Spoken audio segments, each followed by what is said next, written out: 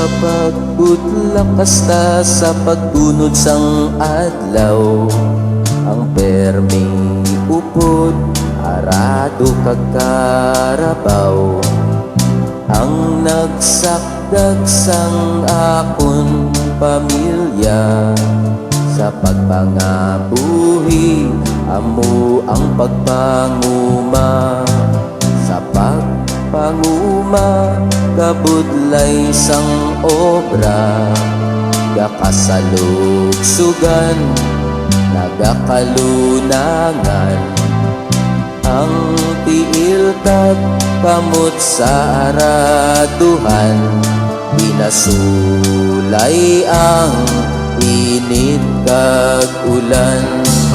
Bisan ako pobre lang nga mangunguma sa balhas ga kabuhi di sa malain nga obra.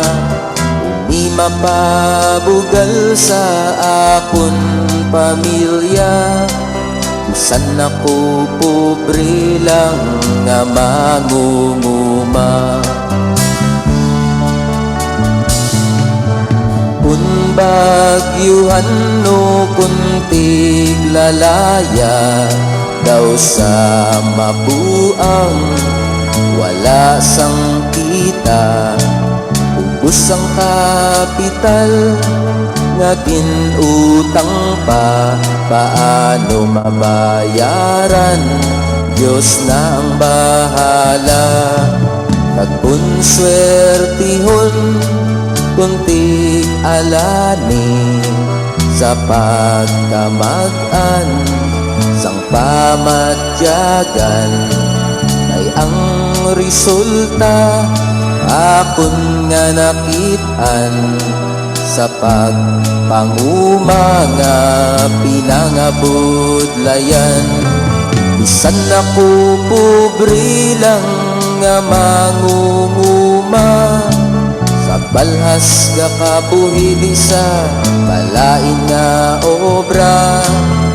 Di mapabugal sa akon pamilya bisan ako pobre lang nga mangunguma.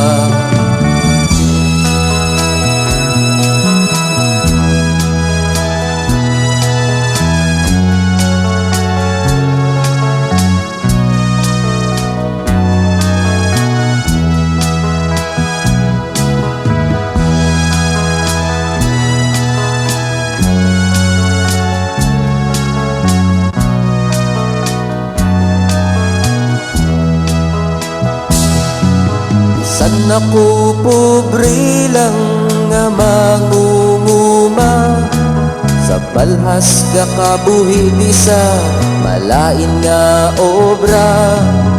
Di mapabugal sa akon pamilya bisan ako pobre lang nga mangunguma. Sa kada adlaw sang Diyos ginhimo kaming mangunguma nagapangamuyo. Maayo nga patubas amon na pangayo agud makabulig sa mga bumuluyo. Bisan ako pobre lang nga mangunguma sa balhas ga kabuhi di sa malain nga obra. Di mapabugal sa akon pamilya bisan ako pobre lang nga mangunguma. Di mapabugal sa akon pamilya bisan ako pobre lang nga mangunguma.